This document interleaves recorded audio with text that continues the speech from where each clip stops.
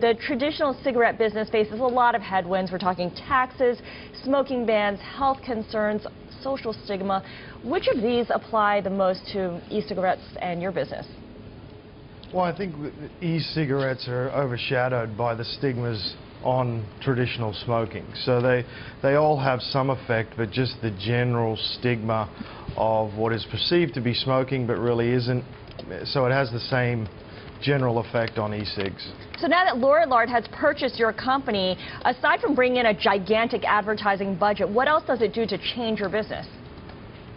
Well, what Lloyd brings is a tremendous amount of experience and resources to an already fantastic company, and particularly in the area of FDA regulations and regulatory help and legal help, which is huge and will be even a bigger factor in the coming months. Jason, I'm sitting here smoking an e-cigarette, and as I did, our guest host Bill Rudin leaned back because he didn't want the smoke to get in his face. This is, again, what's got to be sold here. Goldman Sachs says the goal is to get from 1% to roughly 10% of sales. So I smoke the smoke, and Bill Rudin leans back. What's in the smoke? What's in the vapor? Well, the e-cigs are very simple. So when you look at the blue product, there's only 5 key ingredients, being distilled water, nicotine, citric acid, flavoring.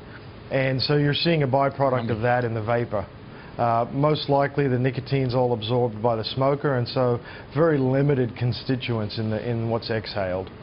As I look at Tom puff away on his e-cigarette, these are battery-operated devices that come with different chargers. It's more gadget than anything else. Jason, I wonder, are the margins on e-cigarettes similar to something like a cheap mobile phone? No, the margins are very similar to cigarettes, and I think as you see the market grow, margins will become better simply because of the sizes in production. So the margins are there now, and I think they'll continue to grow as the market grows. It's also a digital product through and through in terms of you buy the system, you buy the charger, you buy the batteries, and then you come back for the e-liquid, the tobacco, the nicotine essentially. It's the interface that people come back and are addicted to over time, isn't it? Well, you can buy it with the nicotine or with no nicotine, but it's a simplified process. Once you get started, all you're buying is the cartridge, which is the butt part of the cigarette. Jason, when I look at this, I look at the cultural change in that somebody smokes, say, Camel Lights, or they smoke Marlboro, or maybe if you lived, you did a year in France, you smoked Chatons. Fine. What's this going to mean for restaurants? What's it going to mean for the entire debate we've had about tobacco products for 30 years?